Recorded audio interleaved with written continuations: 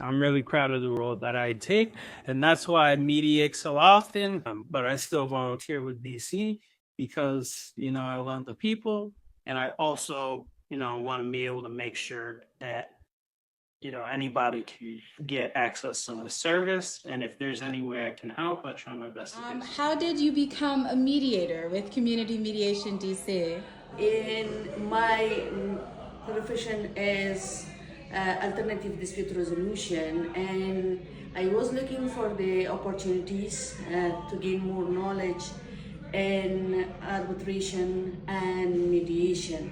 So I did search and I found out this place, and I applied, and finally I accepted for the training. The few important things that I learned from these series of the trainings, the first issue is that how communication is important between the people, between participants, between the communities. And the second thing is how it is important to be patient, to listen to the people, and how listening, helping, and resolving the disputes. I found the group after I had a successful experience in mediation myself as one of the people who had conflict. And now I get to tell other people about it in the DC area and what kind of resources are available.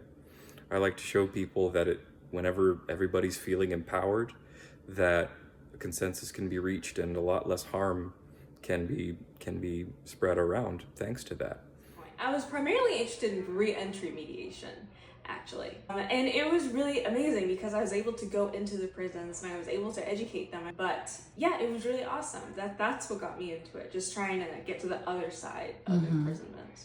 I remember New Year's Day, and I was trying to go to sleep that night, but I couldn't sleep because my thoughts were just really, it was just one of those late night thought sessions that weren't really going very well.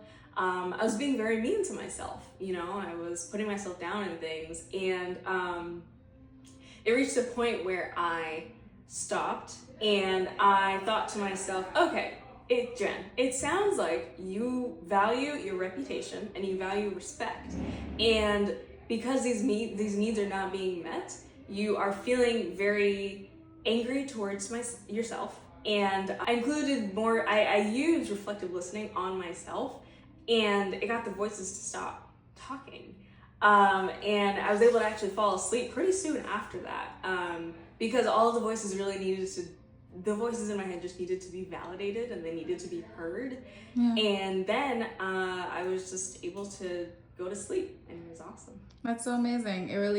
I've never thought about the way that inclusive listening can be used as a tool to hold space for ourselves, and as a tool to kind of get clarity when the brain and body are in a shame spiral. So this is excellent. Thank you so much. Yeah, no problem. My favorite part about being a mediator is simply seeing participants who were in conflict walk away with a resolution, or at least walk away with a better understanding of why they feel what they feel and what they value most when it comes to their specific situation.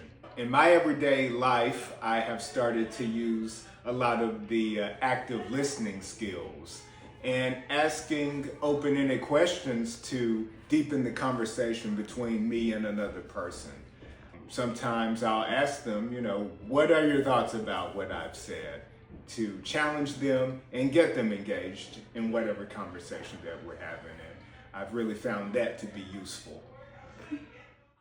My wife and I participated in mediation in April 2020.